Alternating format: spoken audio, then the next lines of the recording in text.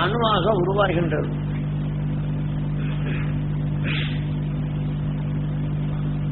அதுதான் பிரம்மா. விஷ்ணு வரம் கொடுக்கின்றான், பிரம்மா உருவாக்குகின்றான். பிரம்மாவின் மனைவி சரஸ்வதி. எக்குணத்தின் தன்மை அந்த அணுவாக உருவாகின்றதோ அதன் ஞானத்தின் தன்மையாக அது இயக்கம் என்று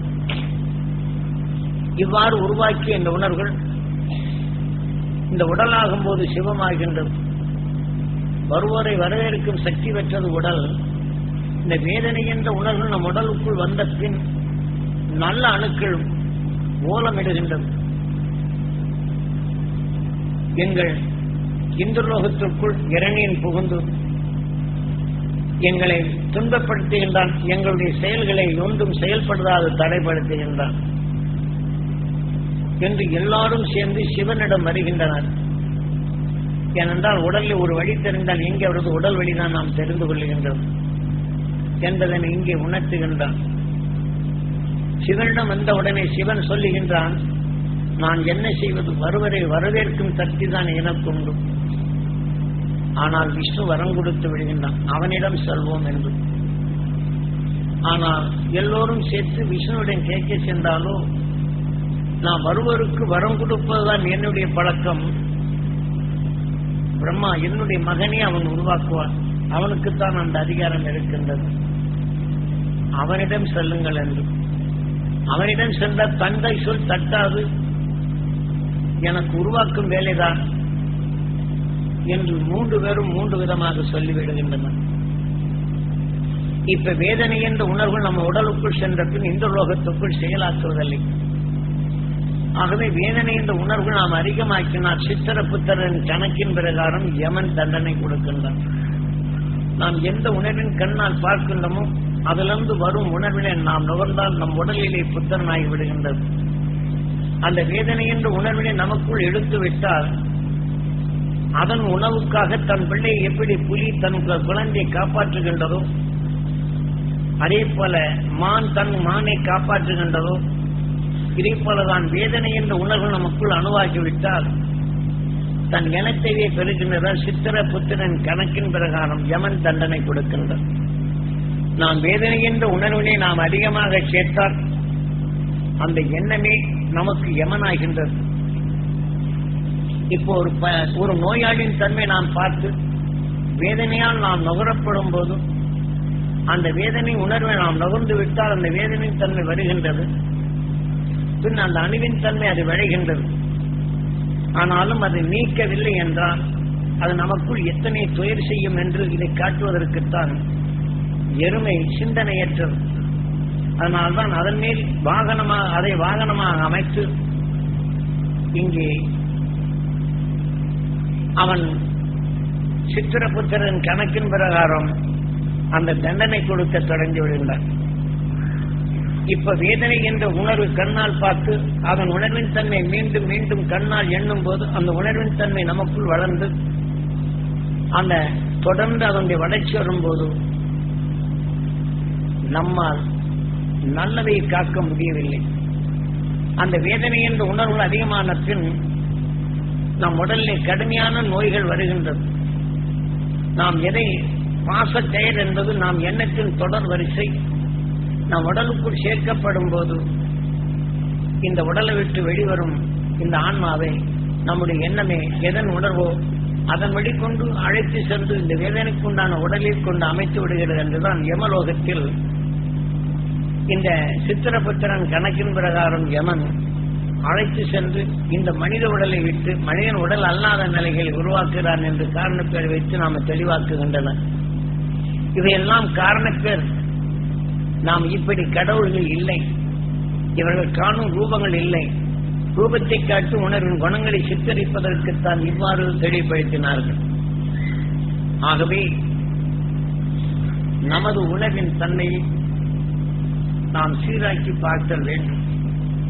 ஆகவே ஒரு நோயாளியின் உணர்வின் நுகர்ந்தால் நம் உடலுக்குள் சென்றால் அது எவ்வாறெல்லாம் செயல்படுகிறது என்றும் அதில் மீட்டுவதற்கு என்ன செய்வது என்ற உபாயத்தை காட்டுவதற்குத்தான் இந்த விஷ்ணுவும் தன்னால் ஒன்றும் செய்ய முடியவில்லை என்று எண்ணுகின்றான். பிரம்மாவும் நான் வரம் கொடுக்கத்தான் தெரியும் என்கின்றான். சிவனும் நான் அரவணைக்க தெரியும், அரவணைக்கத்தான் தெரியும் என்று சொல்லுகின்றனர். ஆனால் இதற்கு உபாயம் என்ன செய்வது என்று சிந்திக்கின்றனர். ஆனாலும் அந்த சிந்தனையில் அவன் கேட்கின்றான், நான் எப்படி எந்த வழியில் எவ்வழியில் நான் செயல்பட வேண்டும் என்று 3 பேருமே கலந்து உருவாடுகின்றனர். யாரிடம் கேட்கலாம் என்று. இவை கண்ணனுக்கே தெரியும். இவை அனைத்தும் என்றால் கண்கள் தோன்றிய பின் தான் கூர்மையா பார்த்து அந்த உணர்வின் தன்மை உருவாக்கி இன்று நம்மை மனிதனாக உருவாக்கியது என்றும், மனிதனான உருவான பின் இன்று தீமைகளை வென்று உணர்வினை ஒளியாக மாற்றி ஒளியின் சரீரமாக என்றும் துருவ நட்சத்திரமாக இருப்பதை குறிப்பதற்கு இவ்வாறு சொல்லுகின்றான். அப்போது கண்ணனை கேட்கலாம் என்று கண்ணனிடம் கேட்கப்படும் போது கண்ணன் கேட்கின்றான் சிவத்தை பார்த்து, நீங்கள் வருவோரை நீங்கள் அரவணைக்காமல் விட்டுவிட்டால் இந்த தொல்லை ஏது என்று. நான் என்ன செய்து என்னுடைய உத்தியோகம் வருவோரை வரவேற்பதுதான். ஆக விஷ்ணுவுடன் கேட்கின்றான், நீ வரம் கொடுக்கவில்லை என்றால் உள்ளே தீமை எப்படி போகும் என்று. என்னுடைய உத்தியோகம் நான் வருவோருக்கு இடம் கொடுப்பதுதான், வரம் கொடுப்பதுதான் என்னுடைய வேலை. வரம் கொடுக்கவில்லை என்றால் உலகம் உருவாகாது. ஆனால் வரம் கொடுத்ததை உருவாக்குவது யார்? பிரம்மன். ஆக நான் எனக்கு வரம் கொடுக்கத்தான் தெரியும் என்று விஷ்ணு சொல்லுகின்றான். பிரம்மாவிடம் வந்தாலோ எனக்கு உருவாக்கத்தான் தெரியும். என் தந்தை சொல்படி நான் உணர்வின் தன்மை மற்றொன்றை நான் உருவாக்கிதான் ஆகணும். தந்தை என்றால் இயக்கத்தின் உணர்வின் தன்மை விஷ்ணு, வெப்பம், ஈர்க்கும் காந்தம் லட்சுமி. ஆக இயக்கத்தின் தன்மை ஈசன். ஓர் உணர்வின் தன்மை தனக்குள் எடுக்கும்போது துடிப்பின் தன்மை இந்த அணுக்குள் வெப்பம், அந்த உணர்வின் தன்மை ஈர்க்கும் சக்தி லட்சுமி.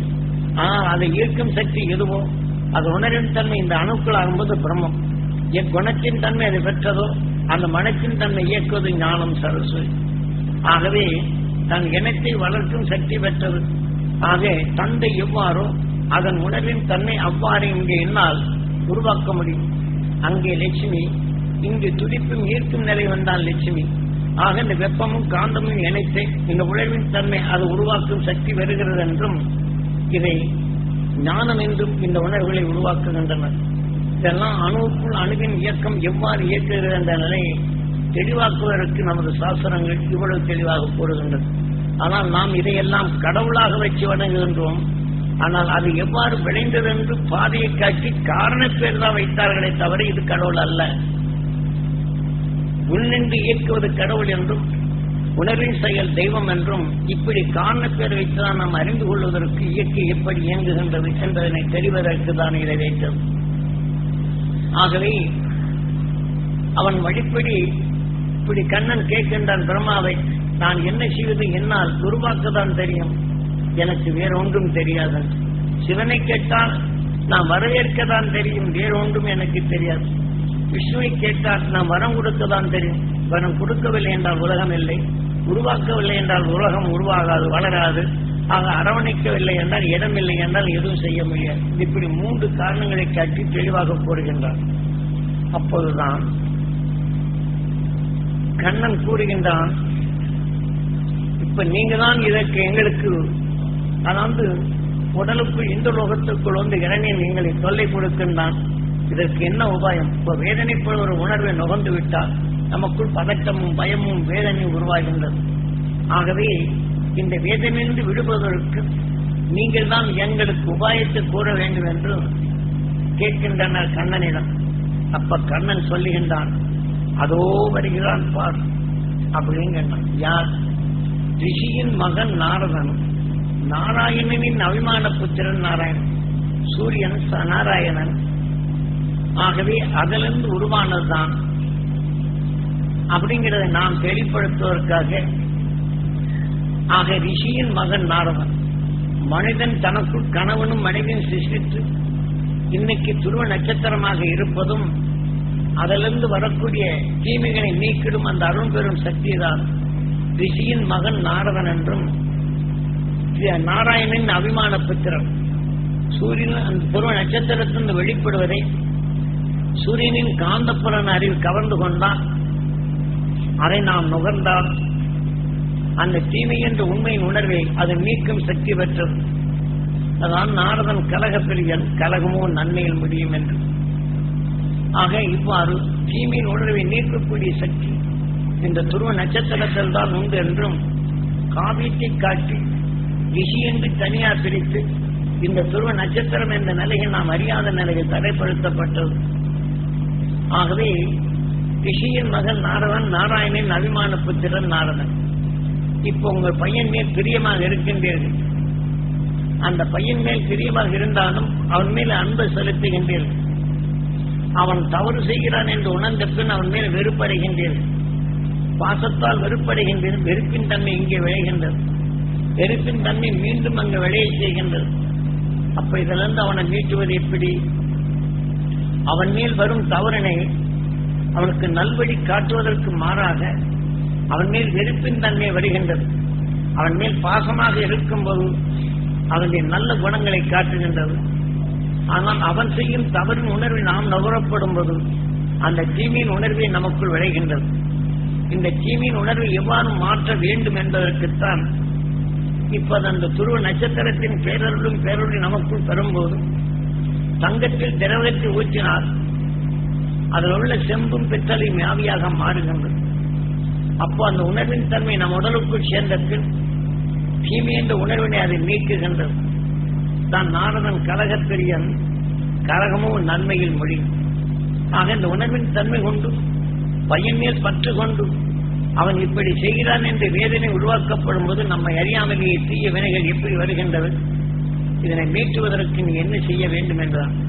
தவறென்று உலகில் நாம் காணும் போதெல்லாம், தவறை செய்வோரெல்லாம் பார்க்கும் போதெல்லாம், தீமை என்று நடக்கும் போதும், உதாரணமாக எதிர்பாராத விபத்துகளோ விபரீத நிலைகளை ஏற்படும் போதும், அதனென்று உணர்வுகளில் நுகரப்படும் போதும் நாம் விஷ்ணு வரம் கொடுத்து விடுகின்றான். நம் உடலுக்குள் அந்த பிரம்மத்தின் தன்மை உருவாகி விடுகின்றது. சிவனோ அரவணைத்து விடுகிறான் என்று நாம் உயிரான ஈஸ்வர லோகத்தில் உருவாகின்றது. உணர்வின் தன்மை கருவாகின்ற இந்த லோகமாகின்றது. உணர்வின் தன்மை அணுவாகும் போது அது பிரம்மனாகின்றது. அதன் உணர்வின் தன்மை உருவாக்கும் போது தன் இனத்தின் தன்மை பெருக்குகின்றது. அந்த உணர்வின் மலம் உடலாகும் போது உடையும் போது சிவமாகின்றது என்ற நிலையை தெளிவாக கூறி இந்த தீமையிலிருந்து நாம் விடுபடுவதற்கு என்ன செய்வது என்பதனைத்தான் அந்த ஞானிகள் இவ்வாறு உருவம் அமைத்து காவிய பொறுப்பின் தன்மையை மனித உடலுக்குள் எப்படி இயங்குகின்றது, தீமையிலிருந்து மனிதன் எப்படி மீள வேண்டும் என்பதனை தெளிவாக்குவதற்குத்தான் இவ்வாறு காவியங்களை கொடுத்தோம். நாம் மனுஷன் ரிஷியின் மகன் நாரதன் என்றால் யாரோ என்று எண்ணுகின்றோம். ஆக துருவ நட்சத்திரத்தில் வரக்கூடியதான் உணர்வுகள் நம் உடலுக்குள் வந்த பின் உயிருக்கும் இந்த உணர்வுக்கும் கண்ணுக்கும் இவை எவ்வாறு கலக்கின்றது, அந்த உணர்வின் மாற்றங்கள் எப்படி வருவது என்றதான் சிஷ்டத்தில் நமக்குள் தீமையை நீக்கும் பருவத்தை கொடுக்கின்றன. ஆகவேதான் இந்த காலையில் நாம் இந்த வாழ்க்கையில் காலிலிருந்து சதா தீமையும் நன்மையும் நகுந்தறிந்து ஓம் நமச்சிவாய ஓம் நமச்சிவாய என்று நம் உடலாக மாற்றினாலும் அடுத்து இந்த தீமையை நீக்கிய நிலைகளை நீக்குவதற்குத்தான் காலையில் அந்த துருவ நட்சத்திரத்தின் பேரருளும் பேரொழியும் நான் பெற வேண்டும், என் உடல் முழுதும் படர வேண்டும், என் ஜீவான்மா பெற வேண்டும் என்று உடலுக்குள் செலுத்தினார். இந்த தீமையின் நிலைகளை மாற்றி நல்ல உணர்வுகளாக மாற்றி தீமையிலிருந்து நம்மை விடுபடச் செய்யும் என்பதனை உணர்த்துவதற்குத்தான் அந்த ஞானிகள் இவ்வளவு தெளிவாக நமக்கு தெளிவுபடுத்தினார். ஆகவே நாம் ஒவ்வொருவரும் அந்த துருவ நட்சத்திரத்தின் உணர்வு நாம் மட்டும் பெற்றால் சத்தாது. நாம் பெற்ற உண்மையின் உணர்வுகளை தன் மனைவிக்கு பெற வேண்டும் என்றும் மனைவி தன் கணவருக்கு பெற வேண்டும் என்றும் இந்த இரு உணர்வு ஒன்றி உருவாக்கினால்தான் அந்த அணுத்தன்மை அடைகின்றது. ஆகவே இந்திய நிலைகள் நீங்கள் பழகிக்கொண்டால் நாளை வரும் விஞ்ஞான உலகில் விஷத்தன்மைகள் பரவி வரும் இந்த நேரத்தில் நீங்கள் அந்த துருவ நட்சத்திரத்தின் உணர்வை உங்களுக்குள் வளர்த்துக் கொண்டால் எப்படி துருவ நட்சத்திரம் 27 நட்சத்திரங்கள் அந்த தூசிகள் வரும்போது எங்கோடு ஒன்று மோதும் போது அந்த ஒளி பழம்பலைகள் பரவுகின்றது. அந்த ஒளி பழம்பலைகளை நாம் பரவினால் இந்த துருவ நட்சத்திரத்தின் உணர்வு நாம் நுகர்ந்து கொண்டால் அந்த அதிலிருந்து வரக்கூடிய அந்த அணுக்களை அது சுவாசித்து நம் உடல் உள்ள அணுக்களுக்கு அது சேர்க்கின்றது. இப்போது மின்னல்கள் வரும்போது இந்த 27 நட்சத்திரங்கள் ஒன்றோடு ஒன்று அது மின்னலாக தாக்கி அது உணர்வு அலைகளாக பரப்படும் போதுதான் அதை நாம் இந்த துருவ நட்சத்திரத்தின் உணர்வு சேர்த்துக் கொண்டால் மற்ற நட்சத்திரங்கள் வரக்கூடிய அந்த ஒளிக்கட்டைகளை படியில் மின்னும் அந்த உணர்வின் தன்மை நாம் அந்த உணர்ச்சியை கொண்டு நம் உடல் உள்ள அணுக்கள் இயங்கி பெறும். நாம் ஆன்மாவாக மாற்றி நம் உடலுக்குள் அதை செலுத்தி அந்த உணர்வின் அணுக்கள் மாறும். நமது உயிர் எப்படி துடிக்கின்றதோ இதே போலதான் இந்த உயிரணுவின் தன்மை இணைந்து இந்த உடலை விட்டு செல்லும் போது நாம் எந்த துருவ நட்சத்திரத்தின் உணர்வு நாம் அதிகமாக எடுத்தோமோ அங்கேதான் நம்மை அழைத்து சென்று 6வது அறிவு கொண்டவன் 7வது நிலை சப்தரிஷி மண்டலங்களாக இணைய முடியும். ஆகவே நான் இப்ப நீங்கள் நட்சத்திரங்களை பார்க்க முடியவில்லை என்றாலும் நட்சத்திரங்களின் உணர்வு அந்த தூசிகள் வரும்போது மின்னல் கற்றைகளாக பரவுகின்றது. எல்லா தாவர இனங்களும் இந்த மின்னல் இல்லை என்றால் எதிர்மறை நெகட்டிவ் பாசிட்டிவ் என்ற நிலையில் தான் இயக்குகின்றது. ஒரு கரண்ட்டை உற்பத்தி செய்ய வேண்டும் என்றால் எதிர்நிலை கொண்டுதான் இயங்குகின்றது. நம் உயிரின் தன்மை விஷமும் அது எதிர்நிலையான தாக்குதல் ஏற்படுவதால் இயற்கை சக்தியும் வெப்பமும் அதை ஈர்க்கும் சக்தி காந்தமும் இவ்வாறு உருவாக்குகின்றது.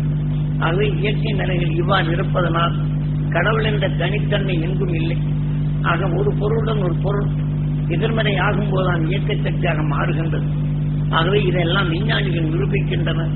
ஆனால் விஞ்ஞானிகள் காட்சிய அறுவழியில் இந்த விஷ உலகம் காற்று மண்டலமே மிகவும் நச்சுத்தன்மையாக மாறிக்கொண்டிருக்கும் இந்த வேளையில் நாம் சாக்கடைக்குள் இருக்கும் நாற்றத்தை எப்படி பருகிறோம், சாக்கடையான நாற்றமான விஷத்தன்மையான இந்த காற்று மண்டலத்திலிருந்து அந்த துருவ நட்சத்திரத்தின் உணர்வுகள் பரவுவதை நீங்கள் நுகர்ந்து இந்த உடல் வரும் தீமைகளை நீங்கள் அகற்ற பழக வேண்டும்.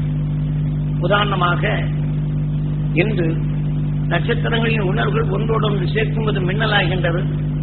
மரத்தின் மேல் பட்டால் அது கருகி விடுகின்றது. ஆனால் அதே சமயத்தில் பூமியின் நடுமையம் ஆகின்றது.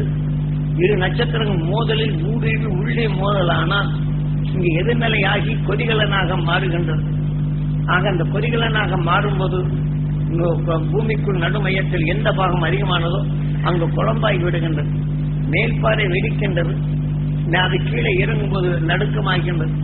ஒரு நொடிக்குள் அந்த குழம்பின் தன்மை ஆனத்தில் இந்த இதய இயக்கத்தில் கொப்ப அது அடங்கி விடுகின்றது. இப்ப மேலே எடுத்துக்கொண்டாலும் இந்த மின்னலின் தன்மை ஒன்றோடு ஒன்று தாக்கி அது வெளிவரப்படும் போது நான் ஆவியாக மேகங்களில் அந்த மேகத்துக்குள் ஊடுருவும் போதுதான் இந்த ஊடலில் நீர் சக்தி ஆனால் இப்ப நாம் மோல்டிங் வைக்கப்படும் போது இரும்பை உருக்கி அந்த மோல்டிங் ஊற்றப்படும் போது ஒரு துளி அங்கு தண்ணி பட்டால் பட்டீரென்று வெடிக்கும். இதை போலதான் மின் கதிரியக்கங்கள் இந்த மேக கூட்டத்திற்குள் தாக்கப்படும் போது ஒளி கட்டைகளை அதிர்வு கொடுத்து ஒரு பக்கம் நகர்த்தி செல்கின்றது. ஆனால் இடி மின்னல்கள் அதிகமாக இருக்கும் பக்கம் மழை குறைவா இருக்கும். இந்த உணர்வின் தன்மை கலந்து அது உணர்வின் தன்மை வேறொரு பக்கம் மோதும் போதுதான் இந்த பக்கம் இடி மின்னல் என்றால் இன்னொரு பக்கம் நல்ல மழை பெய்யும்.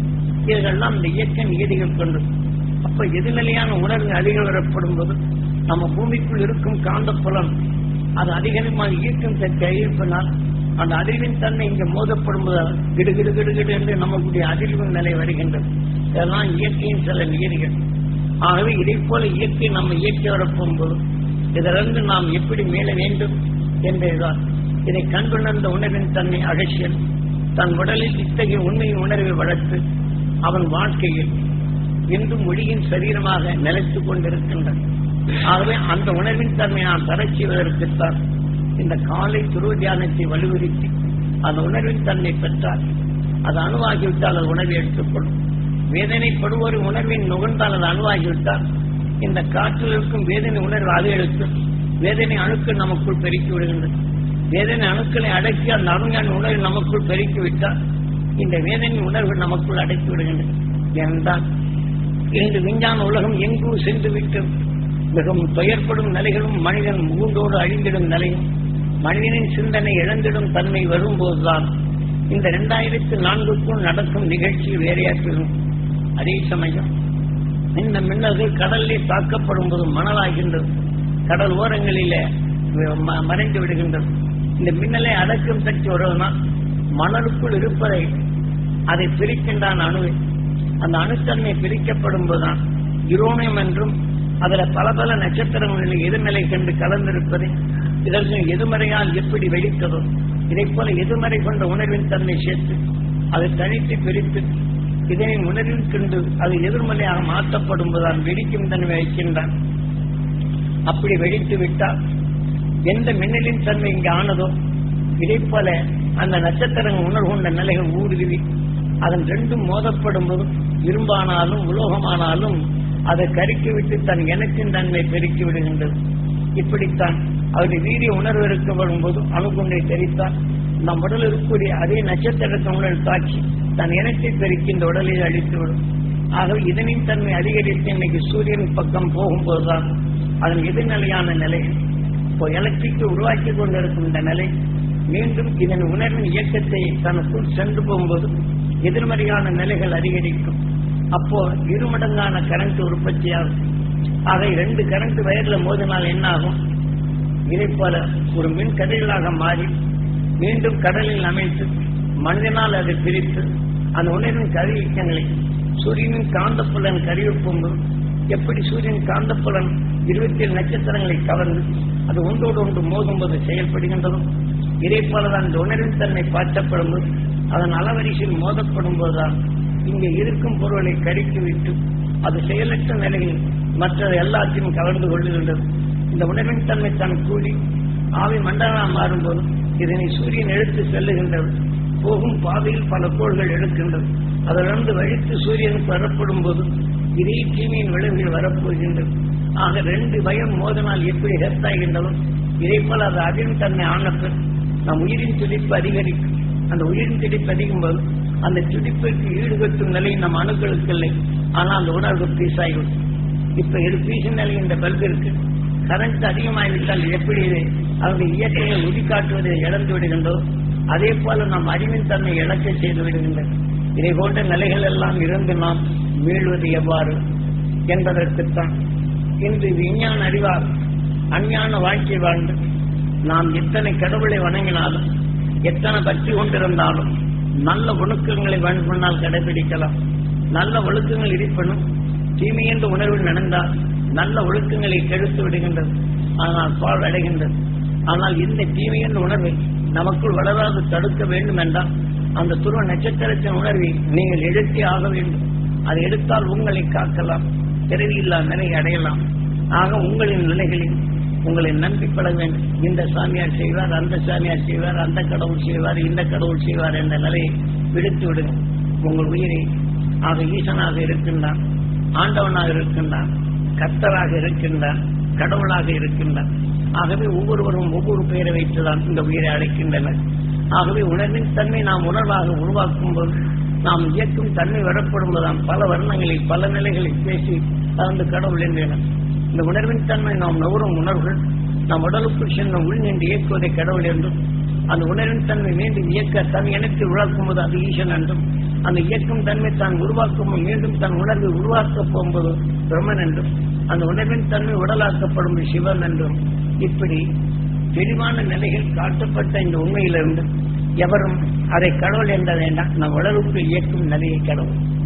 ஆகவே உள்நின்று இயக்கும் உணர்வு எதுவும் அதன் வழிதான் நம்மை செயல்படுகின்றது என்ற உண்மையை உணர்ந்து உங்களால் எந்த நேரமும் இந்த துருவ நட்சத்திரத்தில் வருவதை நீங்கள் பெற முடியும். இன்று விஞ்ஞான அறிவால் பல ஒளி அலைகளை பரப்புகின்றனர். டிவி ஒளி அலைகளை நாம் வீட்டிலிருந்து அதுக்குண்டான சாதனத்தை வைத்து நீங்கள் கவர்ந்து எந்த அறவரிசையில் வைக்கின்றோ வீட்டிலிருந்து பார்க்கின்றனர். அதில் ஏரியல் என்ற சாதனத்தை வைக்கின்றனர். இதைத்தான் நம் உடலுக்கு முக்கியமான கண்ணீர் ஏரியல். ஆக இதன் வழியில் இங்கே கவர்கின்றது பதிவாய்க்கின்றது. இதன் வழி ஏரியல் வழியை இது ஒளி அலைகளை பரப்புகின்றது. ஆகவே கண் நம்மளுக்கு முக்கிய சாதனமானது. ஆகவே நாம் இதனெல்லாம் எடுத்து கண்ணுக்குள் சில நேரங்களில் இந்த ஏரியலில் பழுதாகிவிட்டால் உணவின் தன்மை அறிய முடியாது. செவி வழிதான் நாம் பார்க்க உணர்ச்சியை நாம் அறிய முடிகின்றோம். ஆகவே ஒரு டிவியில் ஒரு உணர்வின் தன்மை கவரும் சக்தி இருந்தால் படம் தெரியாது. ஆனால் ஒளி வேலையின் தன்மை தான் தெரியும். அந்த ஒளியின் தன்மை டிரான்சாக்சன் ஒளி அலைகளை கற்றையில அனுப்பும் நிலைகள் அந்த டிரான்சாக்சன் நின்று வைத்தால் ஆக பட வழி தெரியும், ஒளி கிடைக்காது. ஆகவே இதை போலதான் உணர்வின் தன்மை நாம் தெளிவாக தெரியும். விஞ்ஞானம் நிரூபிக்கின்றது. இதை போலதான் நாம் ஒவ்வொரு உறுப்புகளிலும் சில நிலையில் செயல்படுத்துகின்றது. ஆகவே நாம் இயக்கத்தின் தன்மையை நாம் அறிந்து கொண்ட பின் இந்த வாழ்க்கையின் எது இங்கே தேடிய செல்வங்கள் நமக்கு நிலைத்திருப்பதில்லை. ஆக தேடி சென்றோர் எவரும் வைத்தாலும் இந்த அவர்களுடைய குழந்தைகள் அதை மடியச் செய்து விடுகின்றது. ஆகவே நம் உடலே நமக்கு நிலைப்பதில்லை, ஆனால் தேடி செல்வமும் நமக்குள் இருப்பதில்லை. கோடி கோடி கட்டடங்களும் நமக்குள் இருப்பதில்லை, நமக்குள் கோடி கோடி அணுக்கள் என்றுமே இருக்கின்றது. ஆக கோடி அணுக்கள் எதனை உணர்வு ஒளியாக மாற்றுகின்றதோ அதுவே உயிருடன் நிலைத்து இருக்கின்றது.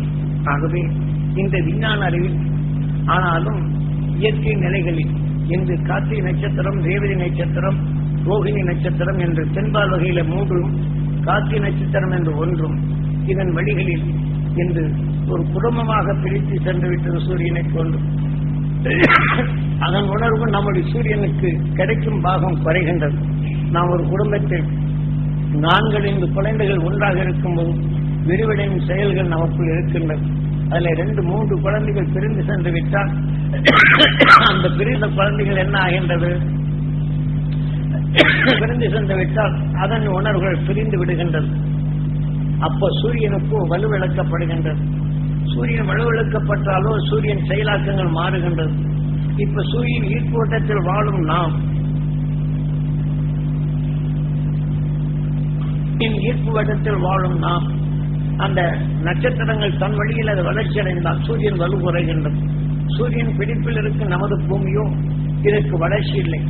ஆனால் வளர்ச்சி இல்லை என்றால் இந்த சூரியன் தன்மை கடைசியில் செயலிழக்கப் போகும்போது கரையும் தன்மை வருகின்றது.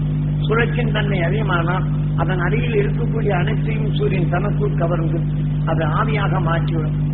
ஆவின் தன்மை அடைந்த பின் மற்ற நட்சத்திரங்கள் ஈர்த்துக்கொண்ட அதை இவைகளை எடுத்து அது ஒரு பிரபஞ்சமாக மாற்றுகின்றது. இப்போது நாம் எப்படி மனிதனானது இந்த உணர்வின் அணுக்கள் மடிந்த பின், நாம் இந்த உடலை விட்டு அழிந்த பின் இந்த உடலை உருவாக்கிய அணுக்கள் நம் உடலில் உணவாக உட்கொண்டு இந்த உடலை விட்டு அந்த உடலின் தலையை சீண்ட பின் இந்த அணுக்கள் வெளிவந்து அந்த அணுக்களின் தன்மை அது எவ்வாறு உருவாகிறது என்றால், மீண்டும் இந்த உடலை விட்டு வெளி சென்ற பின் புழுவாக்கி அந்த புழுவாக உருவான பின் அது எடை இல்லை என்றால் உயிர் அணுக்கள் வெளிப்பட்டு மற்ற தாவர இனங்களில் அது உணவாக உட்கொண்டும் அது மீண்டும் வேறொரு விதமான பூச்சிகளாகவோ புழுக்களாகவோ மாறுகின்றது. இப்படி இந்த உருமாறுகின்ற வருவது போல இந்த சூரியனின் நிலையும் இதை வளர்த்துக் கொண்ட உணர்வு பிரிக்கப்பட்டு அதை ஆவியாக ஒன்று சேர்த்திருக்கும் நிலைகள் இயக்க குறைந்து விடுகின்றது. எதன் உணர்வு ஒளியலையில் உணவாக கொடுக்கின்றதோ இது இல்லை என்றால் இது மடிந்து விடுகின்றது. ஆகவே சூரியன் மடியும் இந்த உயிரணுவான நாம் உணர்வின் ஒளி பெற்ற இந்த துருவ நட்சத்திரம் அழியாது. இது வேகானதை என்பதனை உறுதி கொள்ளும். வேதனை என்ற உணர்வை நமக்குள் வளர்த்துக் கொண்டால் விஷத்தின் தன்மை கொண்டு நம்மை கடைத்துவிடும். ஆகவே விஞ்ஞான உழைவில் பேரழிவு வரும் இந்த நேரத்தில் டிவி, வீடியோ எப்படி ஒலி அலைகளை பரப்பி அந்த உணர்வின் தன்மை கவர்ந்து கொள்ளுகின்றனரோ இதை போல நாம் நமது உணர்வின் தன்மையை அந்த சீராக்குவதற்கு நமது குருநாதர் காட்சிய அறுவழியில் அந்த பேரொழியின் உணர்வை நாம் பெற்று இந்த உலகில் வரும் நச்சுத்தன்மையிலிருந்து மீட்ட இந்த புது வருடமான இன்று நாம் ஆக 1990 என்றும் இது மிகவும் சோதனையான காலங்கள் வருகின்றது. இதற்குள் மனம் உலக நிதியிலேயே ஊர்வலம் என்றும் மதம் இனம் என்ற நிலைகளும் மக்களுக்கும் மத்தியில் மற்ற பிளவுகளும் இந்த பிளவுகள் ஏற்படும் போது விஞ்ஞான அறிவில் ஏற்பட்ட ஆயுதங்களும் இங்கு வெடிக்கச் செய்யும் போது விஷத்தன்மை கொண்ட நிலைகள் பரவுவதும் மனிதனை சிந்திக்க முடியாத செயல்கள் வரும் நெருக்கடியான காலங்கள் இன்று 90 ஆரம்பிக்கப் போகின்றது.